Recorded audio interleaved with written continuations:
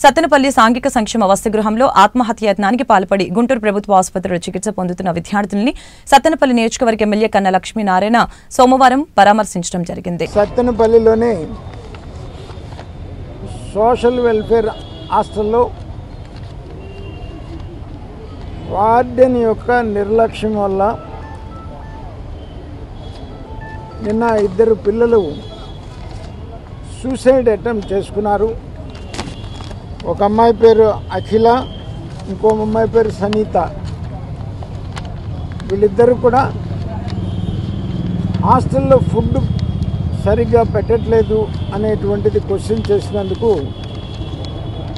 Warden హెరాస్మెంట్కి మరి వాళ్ళిద్దరూ కూడా సూసైడ్ అటెంప్ట్ చేసుకున్నారు. నేను ఇప్పుడు సాయంత్రం హాస్టల్ను కూడా విజిట్ చేయబోతున్నాను.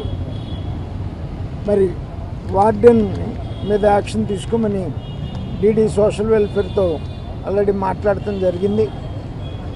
ఇక నుంచి అటువంటి తప్పులు జరగకుండా హాస్టల్లో మరి చూసే బాధ్యత డీడీ గారు తీసుకోవాలి. నేను కూడా అప్పుడప్పుడు సందర్శిస్తుంటాను హాస్టల్స్ని. మరి వాళ్ళిద్దరు కూడా క్షేమంగానే ఉన్నారు భగవంతుడి దయ వల్ల.